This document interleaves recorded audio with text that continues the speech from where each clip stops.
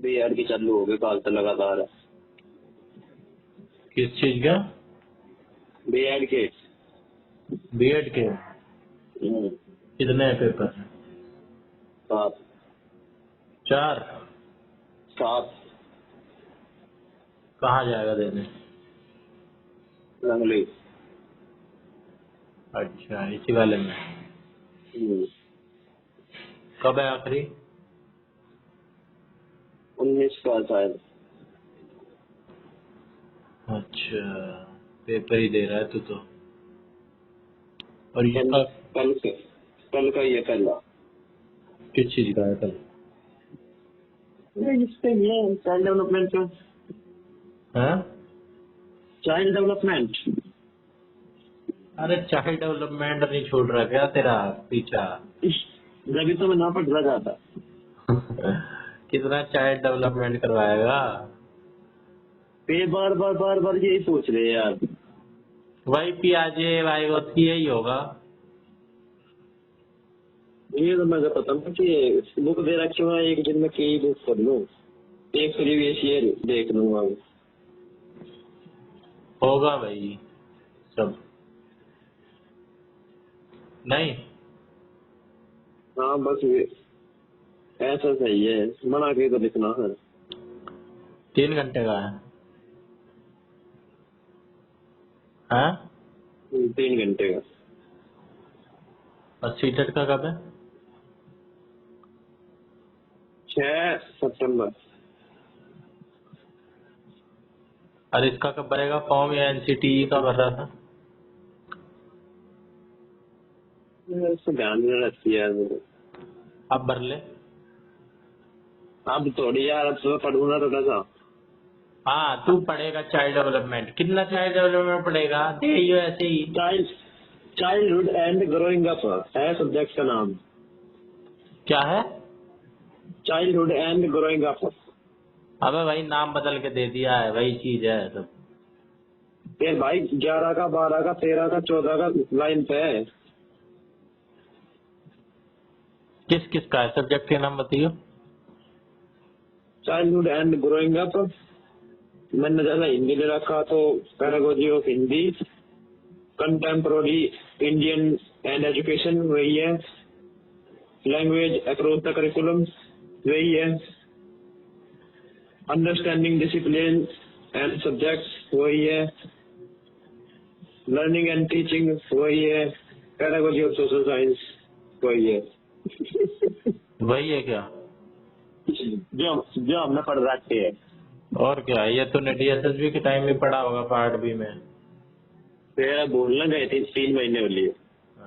Language across the curriculum क्या होता है बताइयो? लैंग्वेज अक्रॉस द करिकुलम क्या हुआ है बता, क्या हुआ है? तू बता। सब्जेक्ट का हेडलाइन का तो मीनिंग पता ही होना चाहिए। हिंदी में बताना है क्या? किसी में भी बता दे तू। सब्जेक्ट अक्रॉस द करिकुलम का मतलब वो बता, एक्सप्लेनेशन दे। पाठ्यक्रम की भाषा कैसी होनी चाहिए? यह तो मीनिंग बता दिया तूने इसका। हाँ तो एक्सप्लेनेशन फिर पूछी है मैंने। एक्सप्लेनेशन जब पढ़ो जब तो भाषा सरल होनी चाहिए, स्पष्ट होनी चाहिए। अब ये और की है। लैंग्वेज जो है ना वो किसी भी सब्जेक्ट को जब हम पढ़ाते हैं, एलएसी बोलते हैं, तो वो कोई भी करिकुलम का हम सब्जेक्ट पढ़ा रहे हैं तो उस सब्जेक्ट से रिलेटेड भी टर्मिनोलॉजी की लैंग्वेज डेवलप करते हैं हम। अगर हम मैथ पढ़ा रहे हैं तो मैथ की वोकैबुलरी भी मैथ का टीचर पढ़ाएगा, तो मैथ का टीचर भी लैंग्वेज पढ़ा रहा है। तो सिर्फ लैंग्वेज पढ़ाने वाले टीचर के सिर पे नहीं है जिम्मेदारी कि वही पढ़ाएगा बस।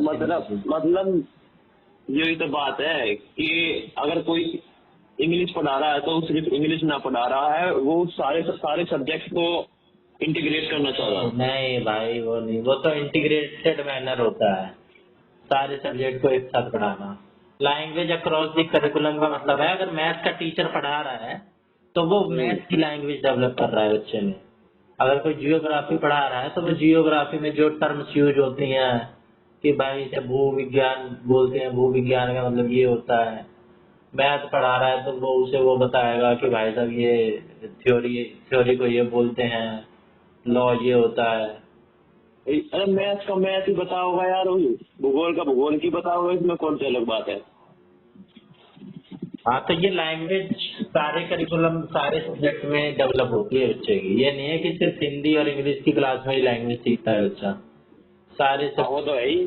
सारे सब्जेक्ट पढ़ते वक्त लैंग्वेज ही सीख रहा होता है। ये होता है लैंग्वेज ग्रोथ करिकुलम। फिर ये बात तो कॉमन सेंस की है। कॉमन सेंस की तो बता दी है, कॉमन सेंस की बता दी है।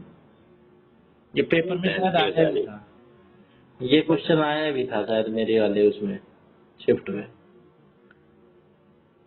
मैं APJ अब्दुल कलाम पढ़ लूँ थोड़ा सा।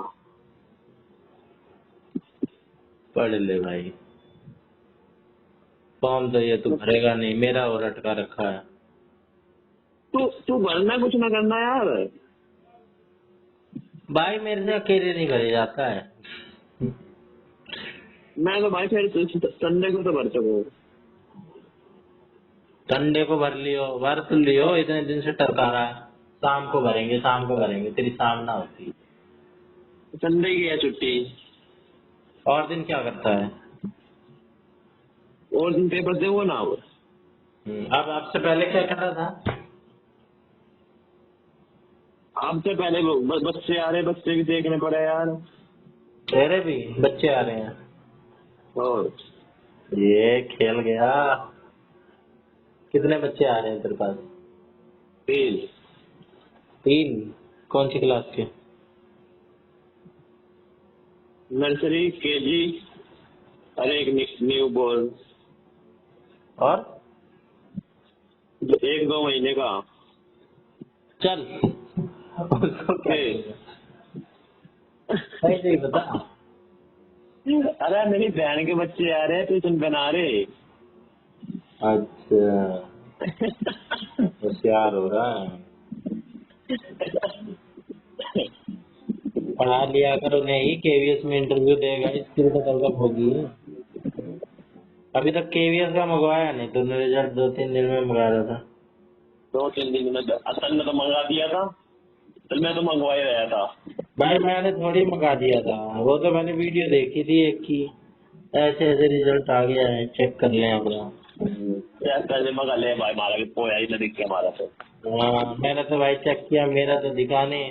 मैंने कहा भाई जिनका हो गया उसी का दिख रहा होगा, हमारा क्यों दिखेगा। एक चीज क्या क्वेश्चन है? स्टीफन हॉकिंस और मलाला यूसुफजई के बचपन से आप क्या सीख ले सकते हैं? इस सीख को आप अपने बताता हूँ।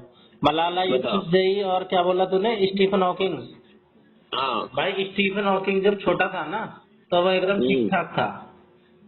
वो ना सीढ़ियों उड़ियों से गिर गया था शायद कहीं से, तो उसकी ना एक साइड पूरी पैरालाइज हो गई थी। ठीक है, लेकिन वो बंदे में कुछ पढ़ने वढ़ने की ना दिमाग उमग तेज था उसका। और क्या कहते हैं, ऐसे ऐसे करके साइंटिस्ट बन जाता है। ठीक है, और मलाला यूसुफजई का ये है कि भाई ये बंदी थी वहां की, पाकिस्तान की। ठीक है, और ये गर्ल्स एजुकेशन के लिए काम कर रही थी। मतलब ये इसका विरोध करते थे लोग कि लड़कियों को नहीं पढ़ाना है। ठीक है, लेकिन उसके बावजूद भी जाती थी। ठीक है, और इसका लोग बहुत विरोध करते थे, जो इस्लामिक वाले लोग होते थे, इस्लामिक आइडियोलॉजी वाले। तो इसके गोली मार दी थी, मेरे ख्याल से कुछ ही ऐसी जगह मारी थी, सर में मारी थी, कहीं मारी थी। फिर भी ये क्या कहते हैं रुकी नहीं, फिर भी ये लड़ती रही। फिर इसको शायद पीस का अवार्ड भी मिला था, नोबेल पीस अवार्ड। तुमने कहाँ पढ़ी यही बात?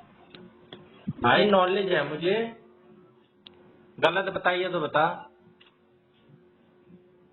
बात तो तुमने सही बताई है। हाँ तो तेरे को नहीं बताती इन दोनों के बारे में? फेमस पर्सनैलिटी है ये दोनों। मलाला यूसुफजई ना पता थे भाई मुझे। अबे भाई नोबेल पुरस्कार विजेता है वो। हाँ तो फिर होगी आई। और बता, और अब तू बता, अब तू पूरा अच्छे से बता। अच्छे से क्यों बताना है? इनके व्यक्तित्व से हमें क्या सीख लेनी चाहिए, ये बतानी है क्वेश्चन में। हाँ तो बता, कहाँ जवाब लिखा है, जवाब पढ़ के बता। जवाब कितना, तो जवाब बता यही ना है, इतना तो इनके बारे में बताया। क्वेश्चन है इनके इनके बचपन से आप क्या सीख ले सकते हैं, इनके बचपन से सीख लेनी है, इनके बचपन बड़े से होने के सीख बाद ना। लेनी है तो बचपन से भाई ये सीख ले लेना, तो सीख ले लेना इसमें से कि भाई साहब हार नहीं माननी है, ठीक है, एजुकेशन के प्रति बड़ा अवेयर रहना है, ये जो जनरल सिखाते हैं वो बता दे, कभी हार नहीं यही माननी है। यही है और क्या है।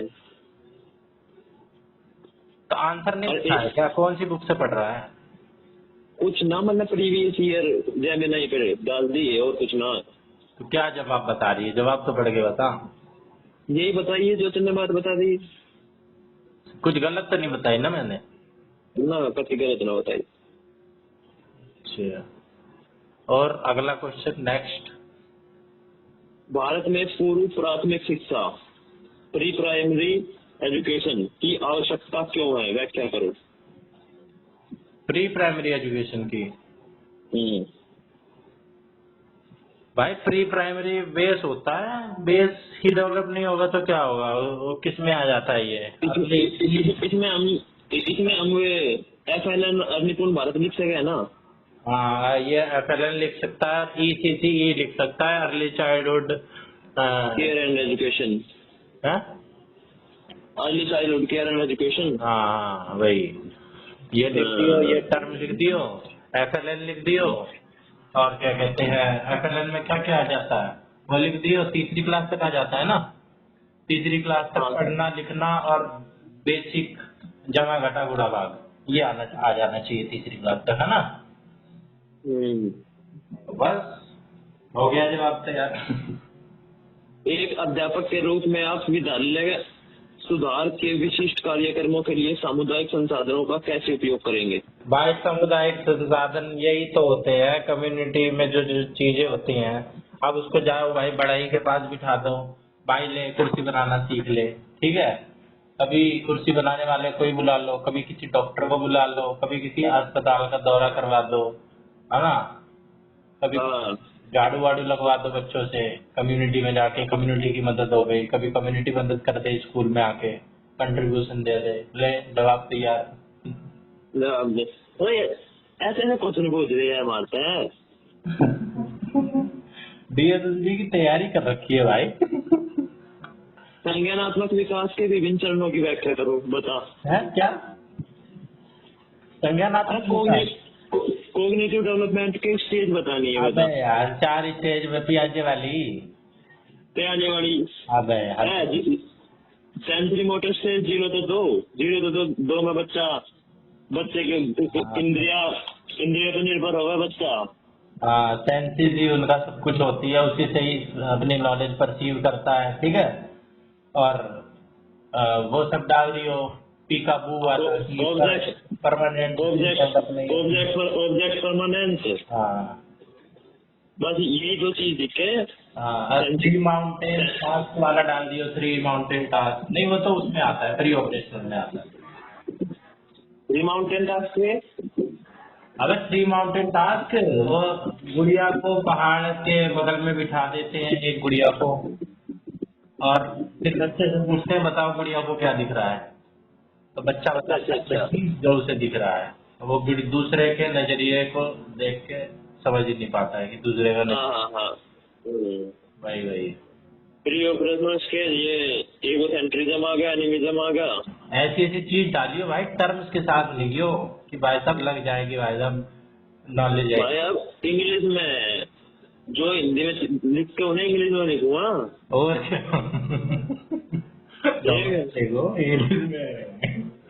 इंग्लिश में ठीक है, ये हो गया। और क्वेश्चन है, बाल्यावस्था के आंतरिक और बाह्य संदर्भों में भेद बताओ। क्या किसकी? चाइल्डहुड, बाल अवस्था के आंतरिक और क्या बाह्य संदर्भों में भेद बताओ। भाई आंतरिक बायोलॉजिकल चीजें आएंगी, बाहरी में ये सब एनवायरनमेंट और ये सब चीजें आनी चाहिए। बस बस बस यही बात है। बाकी इसका थोड़ा सा बता जवाब आप हो तो इसका। इसमें इंटरनल कॉन्टेक्स्ट तो है, यह बच्चे के स्वयं के व्यक्तिगत, जैविक, मानसिक और निकटतम पारिवारिक दायरे से संबंधित होता है। एक्सटर्नल में है, यह बच्चे के बाहर के व्यापक वातावरण, समाज, संस्कृति, व्यवस्था से संबंधित होता है। हाँ, ठीक है। संस्कृति वगैरह। इसके घटक है माता पिता से मिले गुण, शरीर की बनावट, स्वास्थ्य, IQ लेवल, इमोशनल स्टेबिलिटी और आपसी संबंध, भाई बहनों का व्यवहार, घर का माहौल। यार मेरे को तो ये बड़े कॉमन सेंस वाले सब्जेक्ट लगते हैं। अरे कॉमन सेंस वाले ये बुक दे रखी है मोटी। कॉमन सेंस लग रहा है, पहले कॉमन सेंस नहीं लगता था, कितना बड़ा है ये। इनकी मोटी मोटी बुक दे रखी है हमें। भाई ये हम कितने साल से पढ़ रहे हैं, डाइट के टाइम पूरा पढ़े हम, सीटेट के टाइम पे पढ़े, आप ना यही पढ़ रहे हैं, तो हमें कॉमन सेंस नहीं लगेगा ये। किसी बच्चे से पूछो 2 जमा 2 और हमसे पूछो 2 जमा 2, तो हमारे लिए तो कॉमन सेंस वाली बात है। 4 ज्ञान में जाता है ना तो आदमी जमीन पे देख लो बच्चे के संरक्षण में NGO क्या भूमिका निभाते हैं, बताओ भाई। कौन NGO, नॉन गवर्नमेंट ऑर्गेनाइजेशन। जी। अबे NGO वही है, नॉन प्रॉफिट ऑर्गेनाइजेशन होते हैं। हाँ यही। और ये क्या कहते हैं भाई, समाज के इनको टैक्स वगैरह में छूट मिलती है, ठीक है, और इनको सरकार की तरफ से भी सहायता प्राप्त होती है। कुछ लोग तो फालतू में NGO खोल लेते हैं ताकि सहायता प्राप्त ले लें गवर्नमेंट की अपना। जो यही बात लिखने, जो गरीब बच्चे हैं उन्हें फ्री में सहायता, फ्री में पढ़ाते हुए। हाँ, अबे बहुत सारा ये चीज पेपर में नहीं लिखने वाली है, लेकिन बहुत से लोग तो फालतू में NGO खोल लेते हैं कि सरकार की तरफ से वो तो आएगा। लिख दो तो पेपर में, इस बात को मैं लिख दूंगा। लिख दियो। गैर कानून मतलब जो तरीके से चला रहा है। अरे ये है, बच्चों को बाल श्रम और बाल तस्करी से बचाव करते हैं ये। बहुत कम ये है जो सही में काम करते हैं, जितना उन्हें पैसा वैसा मिलता है। ठीक है। चाइल्ड हेल्पलाइन नंबर कौन सा? भाई ये नहीं पता।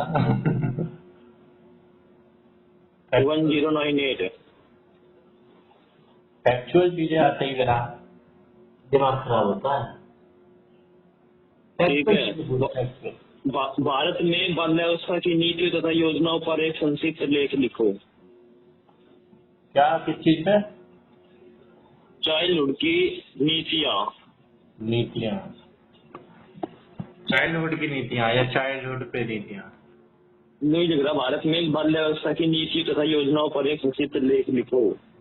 हाँ तो लिख दिए, चाइल्डहुड पे नीतियाँ, भाई साहब, mid day meal program, anganwadi, ये सब लिख दियो।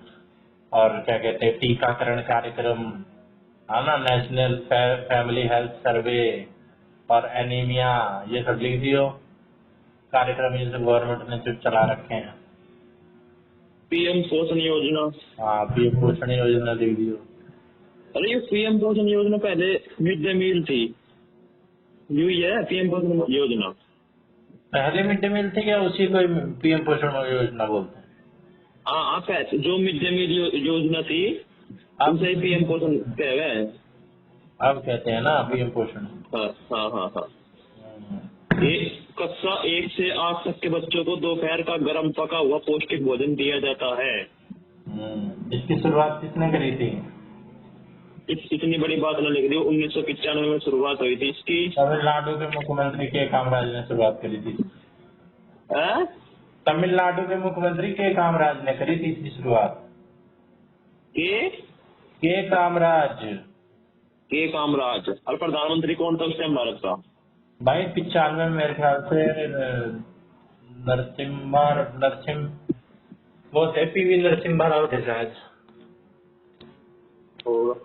कंफर्म कर लेता हूँ, रुक जा।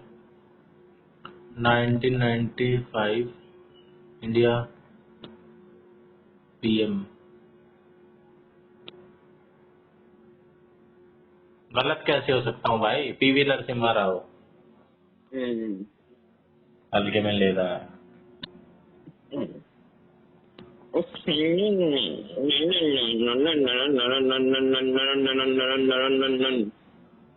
अच्छा ठीक है। एलन केलर के जीवन रेखा पर चर्चा करो। किस पे? Ellen Keller. Ellen Keller. अबे वो क्या कहते हैं, अंधी थी। हाँ तो वो अंधी थी, उसने क्या कहते हैं म्यूजिक व्यूजिक सीखा था, डायरी वायरी भी लिखी थी उसकी, एक नॉवल भी है, किस नाम से है, Helen Keller, diary of a young girl ऐसे है शायद, वो तो एनी फ्रैंक की है। उन्हें एनी फ्रैंक की थी तो। हाँ हेलन केलर की भी कोई। और तू बता इसके बारे में। इसके बारे में भाई अब मैं इसे डाल लूंगा जेमिनी पे। अबे एक बार में पीडीएफ डाल देना, फिर जब आप पूछता रहे कि भाई साहब पहले का बता। अरे अभी तक तो एक क्वेश्चन पेपर था जो ये हमने क्वेश्चन डिस्कस कर रहे थे, दूसरा क्वेश्चन पेपर डाल रहा हूँ यार। अच्छा अच्छा, मुझे लगा ऐसे एक एक डाल रहा है क्वेश्चन ही। तो कैसा जा रहा है तेरा अनुभव? तेरे को किसने बताया था जेमिनी के बारे में? मेरा एक दोस्त था दिल्ली का। दिल्ली का दोस्त था, वो कह रहा था शायद उसने मुझे सब्सक्रिप्शन भी दिलाया था इसका, ये फ्री में स्टूडेंट्स के लिए होता है कोई। अच्छा, वो भी दिलाया था। हाँ उसमें तेरे को स्टोरेज भी फालतू मिली होगी और क्या कहते हैं लिमिट भी ज्यादा, नहीं तो स्टोरेज दिखा देता है। स्टोरेज का तो मैं ज्यादा नहीं भी मिलता तो ऐसा कोई इशू नहीं था, लेकिन हाँ ये अच्छा ऐप है जेमिनी। ChatGPT से अच्छा लगा मुझे। नहीं इससे भी अच्छे ऐप आ गए हैं भाई, क्लाउड का, एंथ्रोपिक का क्लाउड डाउनलोड कर, वो इससे भी तगड़ा है। सारी वैल्यूएशन पछाड़ दी है, चैट जीपीटी वगैरह को मार्केट वैल्यूएशन में पछाड़ चुका है एंथ्रोपिक का क्लाउड। उसको ट्राई कर, पिछले वाले दोस्त को भूल जाएगा तू अपने। अब कौन सा क्वेश्चन बताना है? Helen Keller. अरे पहले तो ये राम राम से दे रहा है यार, ये राम राम करती है। हेलन केलर आ गया। हेलन केलर की जीवन रेखा पर चर्चा करो। हेलन केलर 1880 से 1968 विश्व इतिहास की एक ऐसी अद्भुत महिला थी जिन्होंने अपनी शारीरिक सीमाओं को पार कर पूरी दुनिया के लिए प्रेरणा का स्रोत बनी। प्रारंभिक जीवन और त्रासदी। मात्र 19 महीने की आयु में एक गंभीर बीमारी के कारण हेलन केलर की दिखने और सुनने की शक्ति हमेशा के लिए चली गई। क्योंकि वे सुन नहीं सकती थी इसलिए वे बोल भी नहीं पाती थी। उनका बचपन अंधकार और मौन में डूब गया। ना तो देख सकती थी, ना सुन सकती थी, ना बोल सकती थी। गांधी जी के तीनों बंदरों के गुण इन्हीं में थे। ठीक है। एनी सुलीवन का आगमन। हेलन के जीवन में सबसे बड़ा मोड़ तब आया जब उनकी शिक्षिका एनी सुलीवन उनके जीवन में आई। उन्होंने हेलन की हथेली पर पानी गिराकर और दूसरी हथेली पर WATER लिखकर उन्हें शब्दों को महसूस करना सिखाया। यह स्पर्श पद्धति, टैक्टाइल साइन लैंग्वेज उनको सिखाने का आधार बनी। अभूतपूर्व उपलब्धियां। हेलन केलर ने ब्रेल लिपि और ओरल विधि से पढ़ाई की। वे कला स्नातक बैचलर ऑफ आर्ट्स की डिग्री प्राप्त करने वाली पहली डीफ ब्लाइंड व्यक्ति बनी। हेलन केलर सामाजिक कार्य है। उन्होंने दुनिया भर का दौरा किया, पुस्तकों का लेखन किया, जैसे उनकी आत्मकथा दी स्टोरी ऑफ माई लाइफ,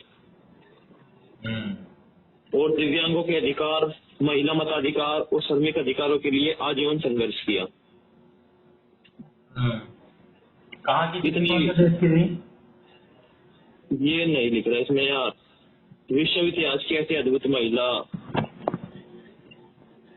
इन्होंने बताया नहीं इसके बारे में। ऐसे ऐसे तो बहुत लोग हुए हैं, आज भी होते हैं बेचारे। इसने अलग क्या किया? मशहूर किस बात पे हुई है? अरे मसूर व्यास पहली बनी जिसे ना सुन सकता था नाम, देख सकती थी, बैचलर ऑफ आर्ट्स की डिग्री करी उन्होंने। ये महिला मताधिकार श्रमिक अधिकारों के लिए आजीवन संघर्ष किया है भाई। फिर सामाजिक कार्य करे, ये दुनिया भर का दौरा करा, दिव्यांगों के अधिकार, महिला के मताधिकार, श्रमिक अधिकारों के लिए संघर्ष करा, हमारे लिए प्रेरणा का स्रोत बनी। रेड क्रॉस के बारे में क्या जानता है? इसके बारे में रेड क्रॉस भाई वो है ह्यूमैनिटेरियन संस्था है, ये वर्ल्ड में शांति स्थापित करने के लिए काम करती है। ठीक है, इसका मुख्यालय कहाँ पे है? मेरे ख्याल से स्टॉकहोम में है। बाकी अब तू बता दे, मेरे को ज्यादा पता नहीं है।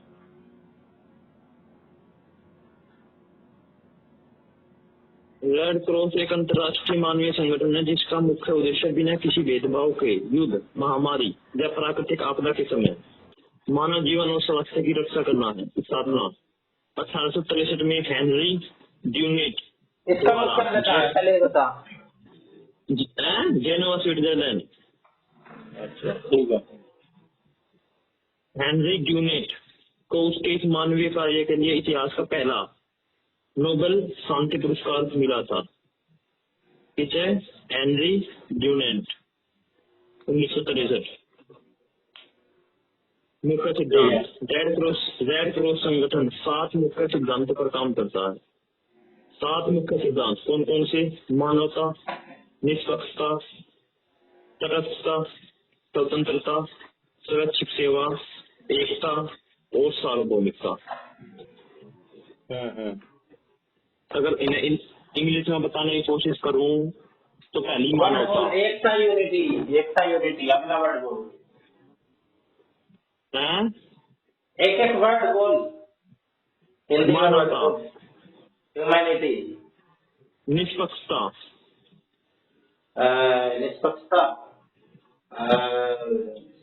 निष्पक्षता माने यार पता है मेरे को, 1 मिनट रुक जा। निष्पक्षता माने की निष्पक्षता, अरे यार जुडिशरी में इसका यूज होता है। इसका माने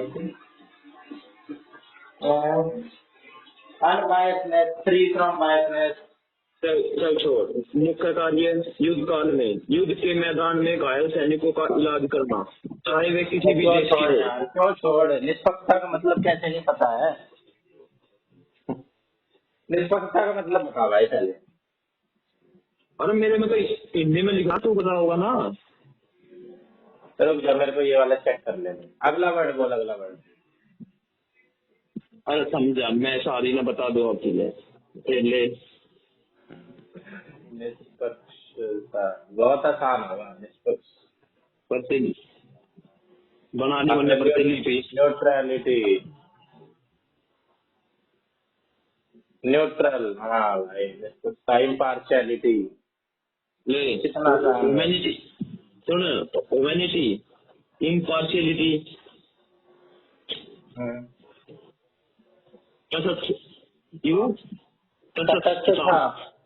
तटस्थता वो होता है भाई कि किसी का भी साइड नहीं लेना।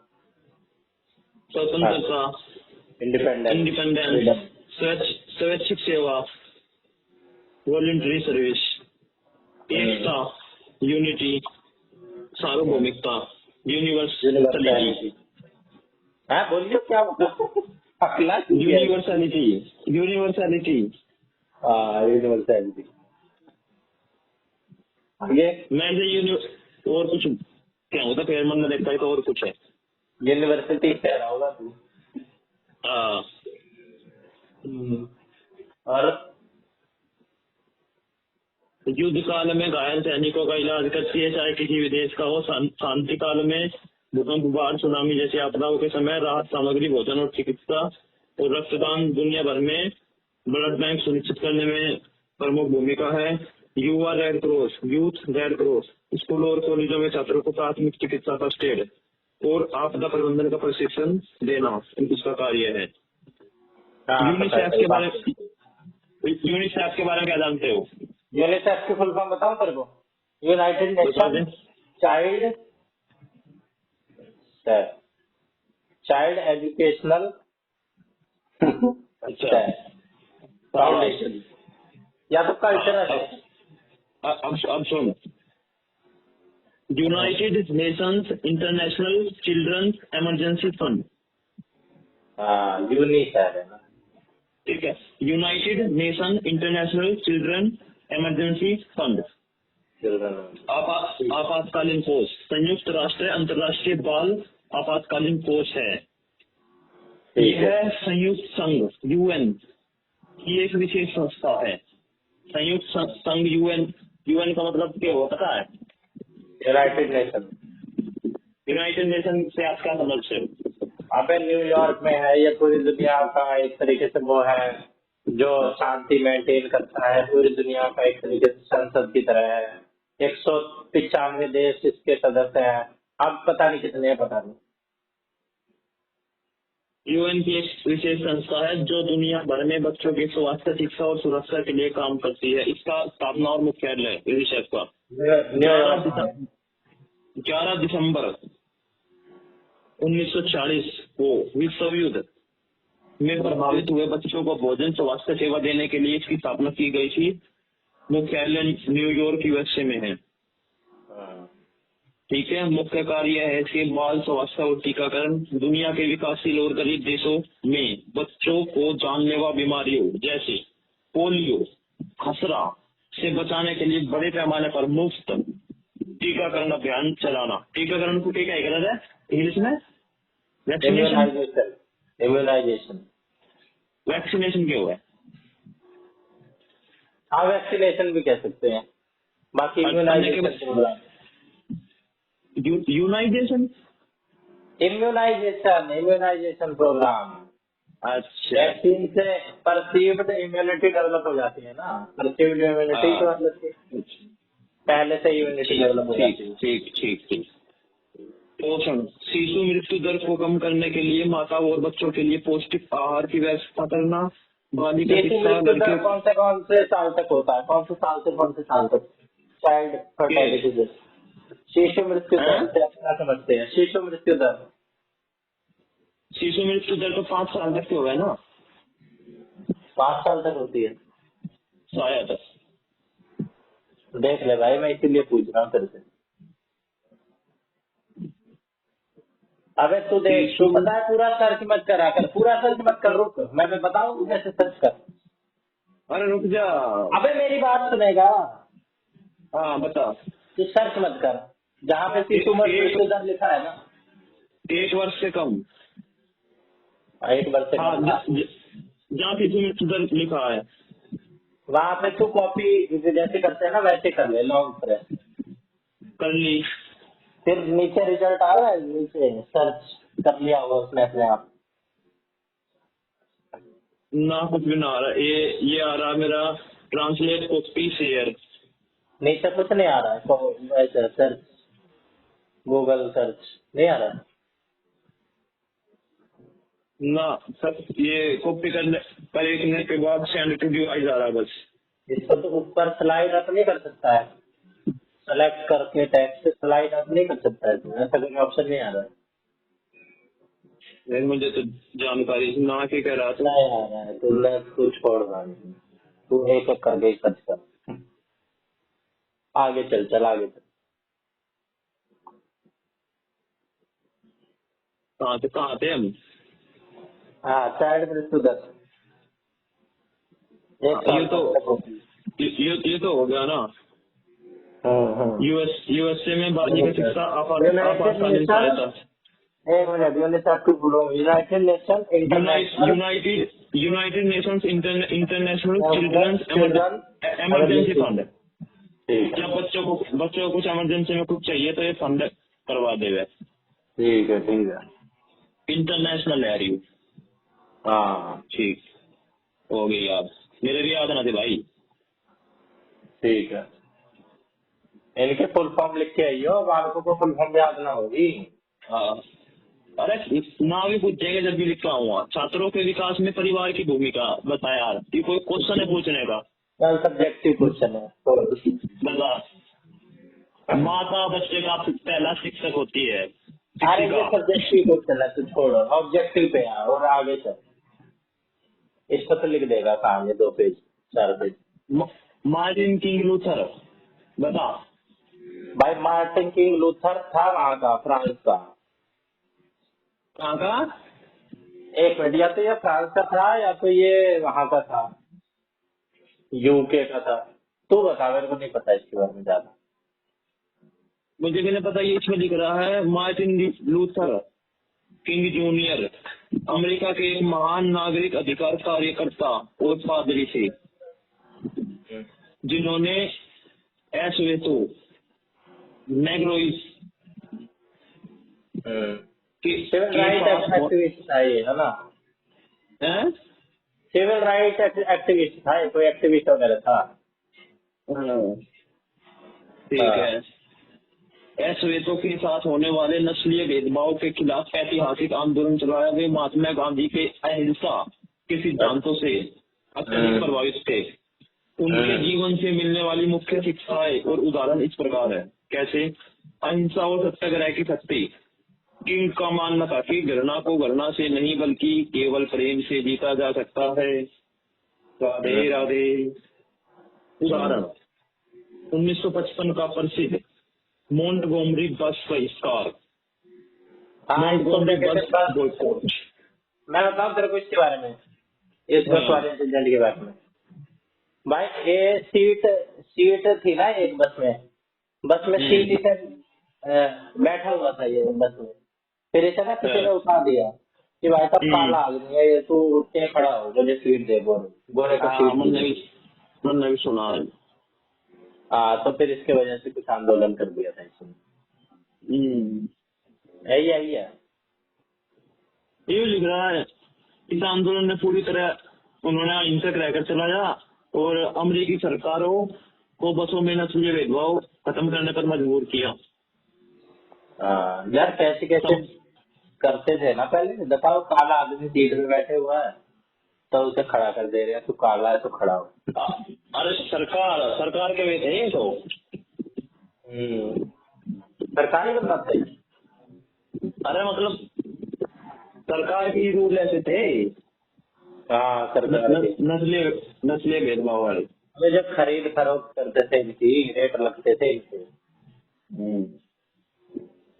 उनका एक प्रसिद्ध भाषण था, आई हैव ए ड्रीम, मेरा एक सपना है। इसमें उन्होंने कहा था कि वे एक ऐसा अमेरिका देखना चाहते हैं जहाँ उनके बच्चों को उनकी त्वचा के रंग से नहीं बल्कि उनके चरित्र से परखा जाए। बस तो बन गया क्वेश्चन इसी लाइन से। निर्भीकता और बलिदान। सत्य के मार्ग पर चलते हुए जेल जाने या मृत्यु से भी नहीं डरना चाहिए। वे कई बार जेल गए। अच्छा ऐसे ऐसे बन गया रहे। अंततः है यो। हाँ, अंततः। ठीक। ये थोड़ा सुधार हुआ यार, मैं कोई अंततः युवा है ना, थोड़ा प्रोनाउंसिएशन बढ़िया सा लगा। अंततः को इंग्लिश में क्या बोलेंगे? At last. लास्ट। अंततः मानवता के लिए शहीद हो गए। चलो, और कोई क्वेश्चन है? बढ़िया सा क्वेश्चन इनमें तो मुझे यही है। ये कौन से सब्जेक्ट है? कौन से सब्जेक्ट है? यही तो है जो उन्होंने बताया था, childhood and growing up. Childhood and growing up में ये सब कौन आ गया भाई? इनमें क्वेश्चन दे रखे हैं तो एपीजे अब्दुल कलाम का और तुम है अब्दुल कलाम का भाई बचपन का नाम याद है पूरा। तू नाम याद करने में एक्सपर्ट है ही। कठिन वाले वो लिख रही हो, लिखते ही पूरे नंबर। और ये तमिलनाडु से वहां पे पैदा हुए थे। फिर इन्होंने एयरफोर्स के लिए वो दिया था एग्जाम, फिर ये सुसाइड करने जा रहे थे। ठीक है, फिर इन्हें किसी ने रोक लिया कि भाई सुसाइड मत करो, क्या पता जिंदगी किसी और मॉडल के लिए हो बनी हो तुम्हारी। फिर ये क्या कहते हैं, करते करते इसरो में गए, साइंटिस्ट बने, फिर वहां से ये राष्ट्रपति पद के लिए चुने गए, फिर राष्ट्रपति बन गए। फिर इन्हें मिसाइल मैन ऑफ इंडिया भी कहा जाता है। फिर इनके कई सारे कोट्स भी मशहूर है, सपने वो नहीं होते जो हम सोते हुए दिखते हैं, सपने वो होते हैं जो अरे हम इसकी तो बहुत लाइन है, वे जो हम सोते हुए देखते हैं, और भी बहुत सारी प्रसिद्ध लाइन है इसकी। फेलियर का फुल फॉर्म लिख दियो, इन्होंने दिया था फर्स्ट अटेम्प्ट इन लर्निंग। ये भी तो का लिख दिया दियो। था, ये इम्पॉसिबल वर्ड्स, हाँ, ये आई एम इम्पॉसिबल, ये भी इसका लिखा है। हाँ, और एंड भी सीखा है। एंड का मतलब क्या है? एंड का मतलब and effort never dies, effort never dies. और भी एक दो और हैं इसके इसके। हाँ तो भाई ये इनका देहांत हुआ था, ये गुवाहाटी आईआईटी में अपना लेक्चर दे रहे थे, अकस्मात इनको हार्ट अटैक आया और गुवाहाटी के एम्स में इनको रेफर किया। वहीं पे उनको उनका क्या कहते हैं देहांत हो गया। इनकी देहांत की डेट भी ले भाई तू, 27 जुलाई। 27 जुलाई सन शायद से है, सन है मेरे ख्याल से 2017 या नहीं 17 होगा। 2017 तो पहले है। 27 जुलाई से 15 हाँ 15। देख ले 27 जुलाई तक याद है। इसमें तो 27 जुलाई कहीं लेकिन नहीं रहा, सर्च कर लेना फिर डाउट हो तो। जन्म लिख रहा है। तो मैं इसके बारे में बताता हूँ तुझे के साथ। अब्दुल कलाम, देख, मिसाइल मैन और भारत के पूर्व राष्ट्रपति doctor APJ Abdul Kalam. APJ की फुल फॉर्म अब बता। मुझे भी ना पता, एकदम में APJ लिखा है भाई फुल फॉर्म तो जरूर लिख के आ जाइए, इसके नाम के पूरे नंबर मिल जाएंगे। यार यही चीज हो करे, बड़ा मुश्किल नाम है इसका, APJ फुल फॉर्म। APJ बड़ा ही होगा कुछ। हाँ बड़ा है भाई, मैंने सुना है। हाँ देख, अबुल फकीर जैनुलब्दीन अब्दुल कलाम। ये तो वही होगा। ओए ये तो ऐसा ही नाम होगा जैसे वो गौर सादा तासीर हिंदी साहित्य की पहले उन्हें लिखी थी।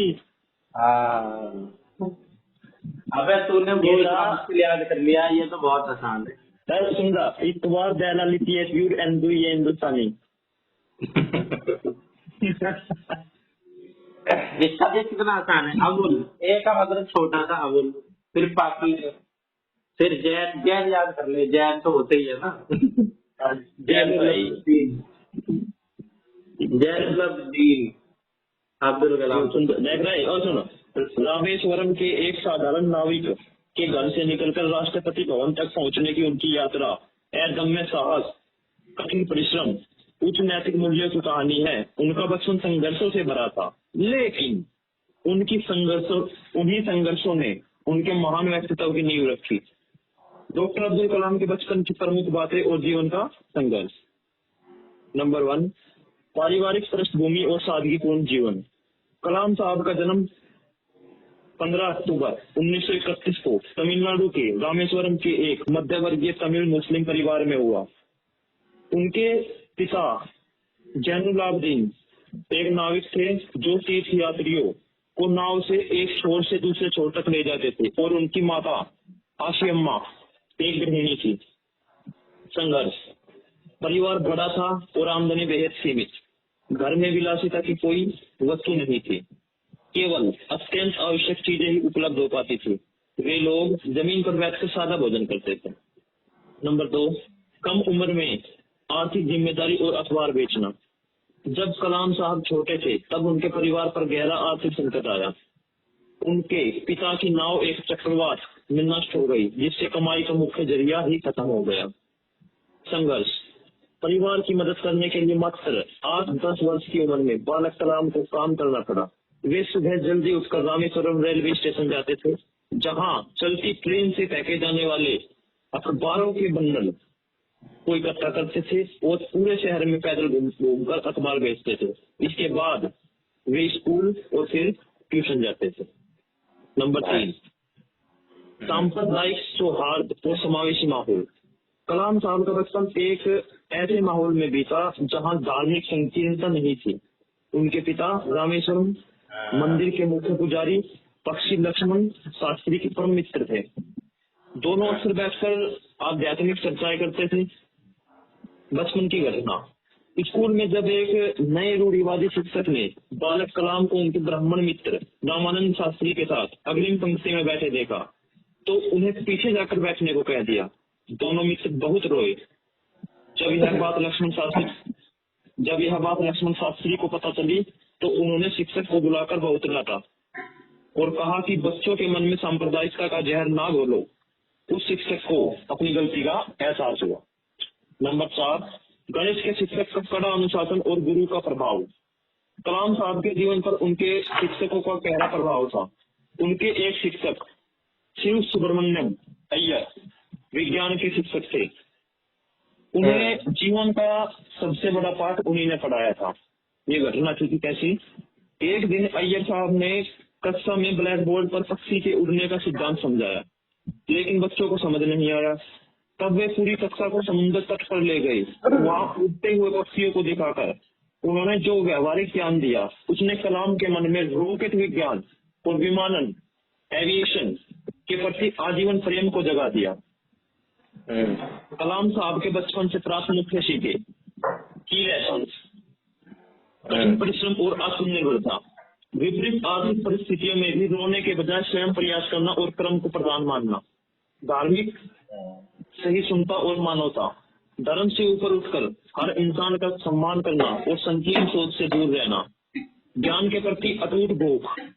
संसाधनों की कमी, जैसे घर में बिजली न होने पर बिजली या स्ट्रीट लाइट की रोशनी में पढ़ना।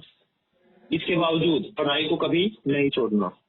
सपनों को देखने और पूरा करने का साहस। सपने वो नहीं है जो हम सोते हुए देखते हैं, सपने वो है जो हमें सोने नहीं देते। शिक्षा पढ़ रहा है ना, शिक्षा इनके जीवन से क्या प्रेरणा मिलती है? अपनी तरफ से बता, पढ़ के मत बता, अपनी तरफ से बता। अपनी तरफ से क्या बताऊं? अब पढ़ के तो बता ही दिया। अपनी तरफ से ही बता, 5 पॉइंट बता। उनके जीवन से क्या शिक्षा मिली तुझे? कैसा बंदा था ये? भाई, अभाव में भी जितनी चीज का अभाव है, तो ये नहीं कि ये अभाव है तो मैं इस चीज को नहीं कर सकता। अभाव में भी मतलब ये अवसर सोचना कि मैं कैसे इसको अभाव में भी कर सकता हूँ। वो संघर्ष। जीवन में कभी भी हार नहीं माननी। जब तक संभव हो संघर्ष जारी रहना चाहिए। हमेशा कुछ नया सोचने के प्रति जो इनका रुझान था वो मुझे पसंद आया। हमेशा कुछ ना कुछ नया सोचना, लीक से हटकर। आत्मनिर्भरता, जैसे क्या अलग सोचते थे? ये अलग क्या सोचा इन्होंने? मिसाइल मैन कहा जाने लगा इन्होंने। क्यों कहा जाने लगा?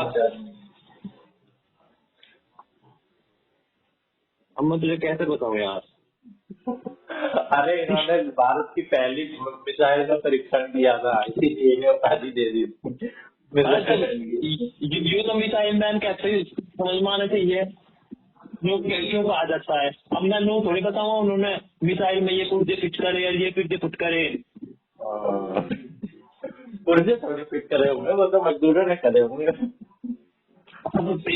इन्हीं की मिसाइल मैन का मजदूरों को कहना चाहिए।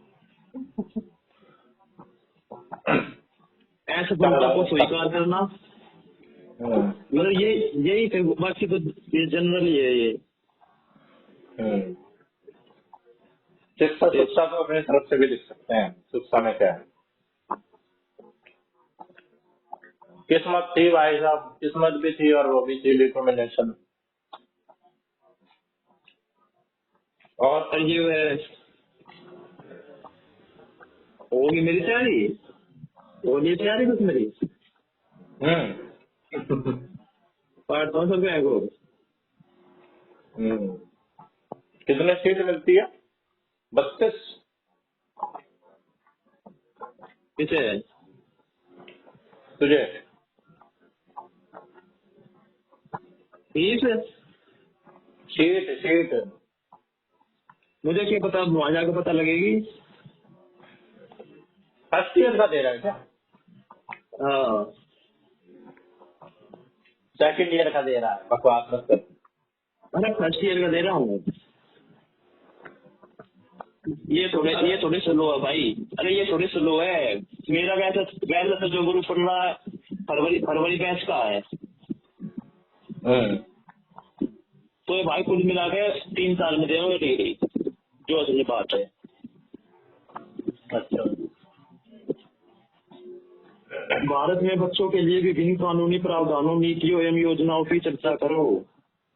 बता भाई, हाँ कर चर्चा। बता, तू करेगा मैं ना? मेरे- बच्चों के लिए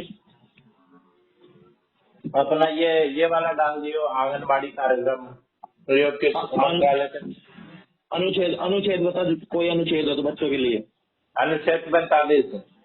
सबसे पहले इसमें जो 5 साल से छोटे बच्चे होते हैं, अर्ली चाइल्डहुड, उनके लिए भाई साहब शिक्षा का प्रावधान किया गया अनुच्छेद 45 में। ठीक है, फिर राइट टू एजुकेशन डाल दिया था। शिक्षा का अधिकार आर्टिकल 21A। हाँ, और उनके लिए भाई साहब सर्व शिक्षा अभियान था। इसके बाद अब इसको जोड़ के समग्र शिक्षा अभियान कर दिया है। और बच्चों के लिए यही सब है, जुवेनाइल जस्टिस होता है। और क्या? और तू बता, इतना ही पता है मुझे। इसमें तो कुछ कम ही बताया। इनका आंगनबाड़ी बताए, पीएम पोषण, बेटी बचाओ बेटी पढ़ाओ, मिशन वात्सल्य, मिशन वात्सल्य क्या है? अनाथ, बेघर और कठिन परिस्थितियों में जीने वाले बच्चों के संरक्षण, आश्रय और पुनर्वास, रिहेबिलिटेशन पर केंद्रित है। और ये राष्ट्रीय शिक्षा नीति बता दी इसने, बाल विवाह प्रतिषेध अधिनियम 2006, पोस्को एक्ट 2012। पोस्को की फुल फॉर्म क्या होगी रे? रुक जा, मैं बताता हूँ। प्रिवेंशन ऑफ चिल्ड्रन नहीं, prevention of sexual activity child act, ऐसे है। पॉस्को होता है या पॉक्सो होता है? POCSO ना, रुक जा। Protection of children against sexual activity. इसका मतलब पोक्सो है ना, पोक्सो। हाँ, पॉक्सो है। मैं पोस्को पढ़ूंगी दे। प्रिवेंशन ऑफ चिल्ड्रन, पोक्सो ही तो है, पोक्सो। पहले सी आ रहा है ना? हाँ, पोक्सो। तो पॉक्सो हो गया ना? हाँ, मंडली का भी पोस्को फुल फॉर्म है। पॉक्सो होगा भाई, पॉक्सो।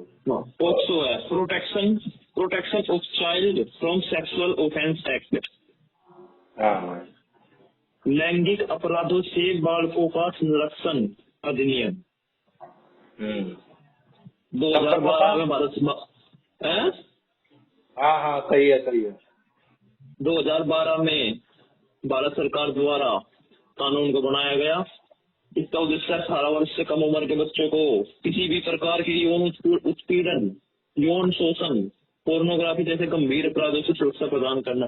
अरे यार, इसमें है ना, जब ये डिटरमिनेसी का पढ़ रहे थे, जो मतलब इसके अंदर आर्टिकल भी थे, वे भी पढ़े थे मन में। पॉस्को के अंदर के आर्टिकल?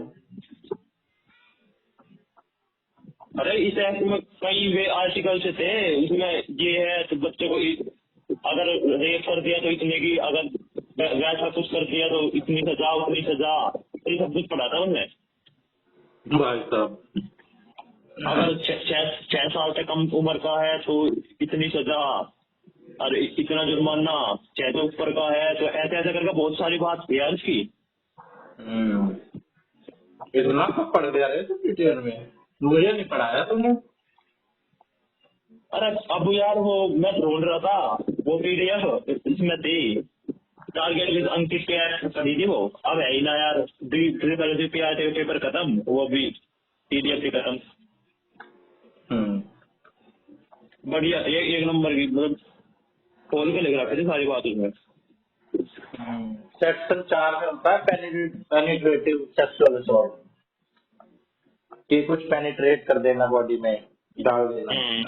हाँ तो बहुत सारे थे इसमें यार, मैंने देखे aggressive penetrative sexual assault section 6 aggravated तरीके से, मतलब कि बहुत बुरी तरीके से डाल देना कि भाई साहब इंजरी हो जाए और एक्सट्रीम केस में डेथ भी हो जाए। हाँ तो मैं बता तो रहा हूँ, बहुत सारे वे थे। चाइल्ड पोर्नोग्राफी है 14 और 15। 14 15 के child pornography, using a child for pornography minimum 5 years of imprisonment। imprisonment बोलिए टू एवर,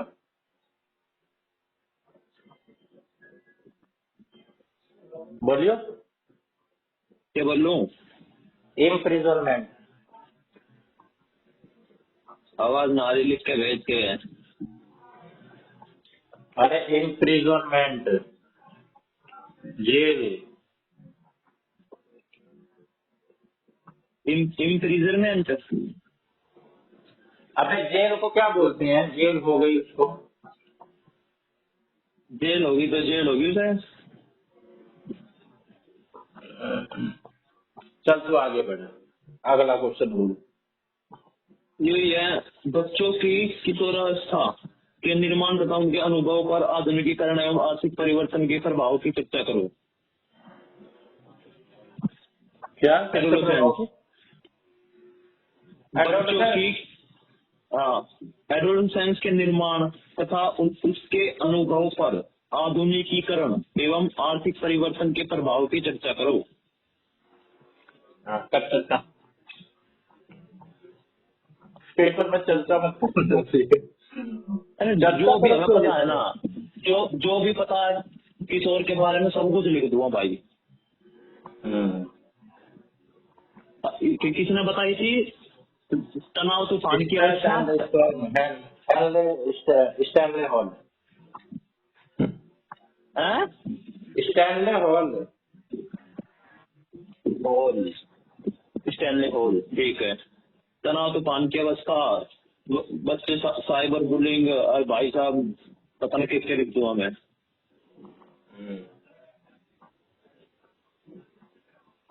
ठीक ठीक ठीक ठीक ठीक ठीक ठीक ठीक ठीक ठीक ठीक ठीक। अब तक ये कॉमन क्वेश्चन होते हैं सारी।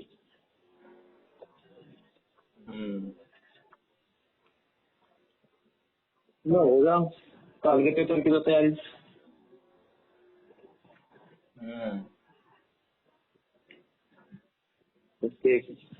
के क्वेश्चन थे बताइए, कोई डरे जा यार। कौन डरे जा? गौरव। कौन गौरव? सिन पेन हो रहा पांडे मेरे। कौन सा पेन? सिन पेन, स्किन पेन। सुन सुन SHIN, सिन SHIN, सिन पेन। सिन पेन PAIN। ये क्या होता है भाई, ये मुझे नहीं पता। सर्च कर ले। अरे बताता हूँ, बता दे, अभी मैं कुछ खाना खा रहा हूँ, आज गंदा है मेरा। अरे जब दौड़ मारे तो यार पिंडी के आसपास दर्द हो जाए ना रनिंग के टाइम, उसे क्या है। अच्छा, तू मार रहा है दौड़ डेली? 5 किलोमीटर मारी आज।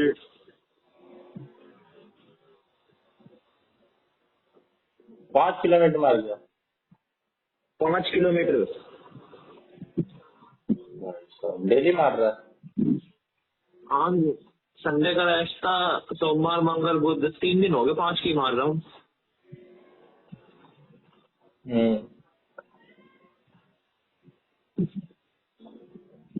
तो अब तेरी बॉडी अडेप्ट हो चुकी है, हैं?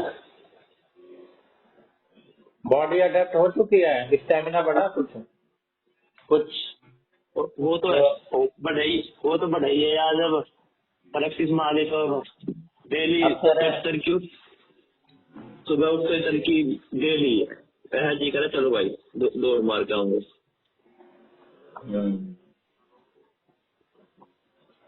सही है, रोड पे लाइन लगा दी, 100 मीटर 200 मीटर सारी लाइन लगा दी रोड पे।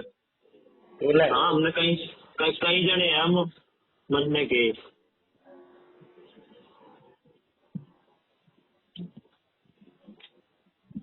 1600 मीटर तक लगाई है। कई जगह जाते हैं, हैं? कई जगह जाते हैं क्या? हाँ, और मैं अकेला थोड़ी हूँ। अभी तो तू चला जाता है। डेली की 20-25 मिनट हो जा रहा है दौड़ के।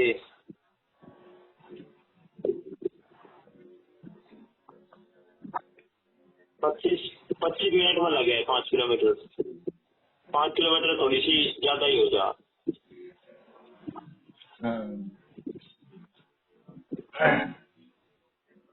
फिजिकली भी फिट हो रहा है तू, रनिंग बहुत अच्छी चीज होती है। अब देखो 10 दिन बाद देखो कितना वजन। वजन अभी नहीं देखा एक भी बार। अब तो देख लिया, 10 दिन बाद फिर देखूंगा ना कि कम होगा, कितना ही होगा। तेरा तेरा कितना वजन? मेरा तो 60 के आसपास रहता है। मेरा 68 है। भाई बात भाग रहा है तू, हैं? दूध दही को खाना, यो प्यारा खारा हरियाणा। अब देखो 10 दिन बाद देखो 68 रहेगा या कम होगा। तेरी चीज ही निकाल दूंगा,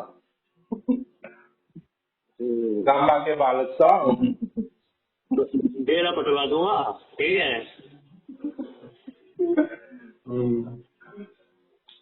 वो वाली देखी तुमने जिसमें वो लड़की भी थी एक, वो देसी गर्लफ्रेंड। रतन से की बात करें, मेरी बात करें ना। पहली पत्नी बना लिए। पटवाने दे रहा, पटवाता क्यों ना, पटवा दे रहा।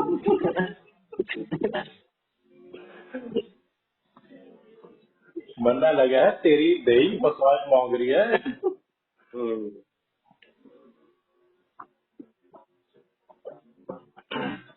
चल फिर कितने बजे जाएगा, फिर कितने बजे से पेपर है? देखो यार कैसे 10 से 1 है। लगातार है ना तेरे पेपर? हाँ आ जाइए, यहीं बैठ के पढ़ लियो, पेपर के बाद हाँ आ जरूर, जाइए। यही काम रहेगा, जिसमें वहाँ आऊंगा पैदल, वैसा आऊंगा तो पहले में तेरे वहाँ है। पैदल क्या है, यहीं तो गुरुद्वारे से थोड़ा सा ही तो है। थोड़ा सा आओ। बैठ जाइए इसी में आके। तीनों के असाइनमेंट बना लो भाई। अरे घंटा बनाऊंगा मैं, 3-4 साल में करूंगा मैं। भाई बना दे भाई। कब आते हैं इसको कुछ पता आता है नहीं, मेरे को एडमिशन लेके छोड़ दिया है मैंने। अरे सितंबर में हो करे, 30 सितंबर लास्ट डेट है भाई, अभी तो कुछ ही दिन बाकी बस। मेरे को 30 बता सितंबर है दिया। भाई, 30 सितंबर लास्ट डेट बता दी। अरे यार बनवा देना, तेरा सिफारिश भी तो चल देख देख, मेरा सीटेट का फॉर्म भरते ही टेक्स्ट बुक की मेल आने लगी।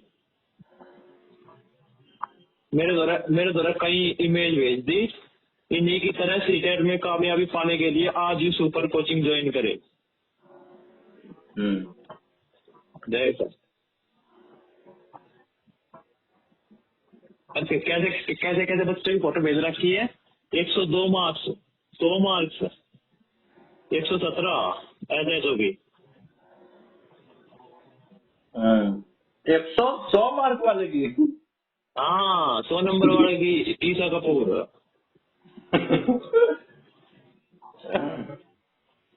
कलम 89 में।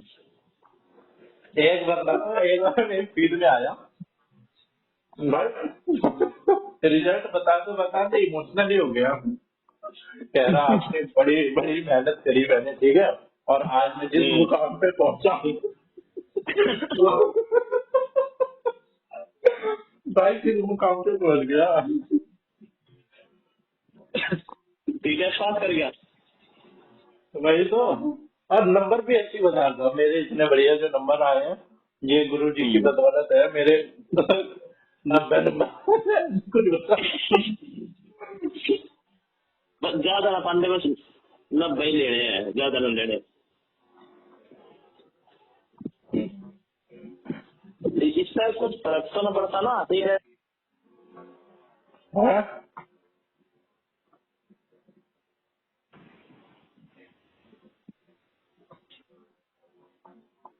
हेलो। हाँ मैं इससे भी कुछ फर्क पड़ेगा? सीटेट में 90 120। भाई क्या फर्क पड़ेगा? तो फॉर्म भरता है तो बाकी तो कई तरह जैसे डीएवी वगैरह में दिखला रहा था तू अपनी मार्कशीट, तो दिखलाएगा। अब तू भाई 150 में से तो 145 वाली मार्कशीट दिखला उन्हें, तो अलग फर्क नहीं पड़ेगा। अब भाई वो पर तो है ही। 40 नंबर ले रखा है, एलिजिबिलिटी तो सबको ही पूरी कर लेता है। चल ठीक है, कर ले तू काम। ठीक।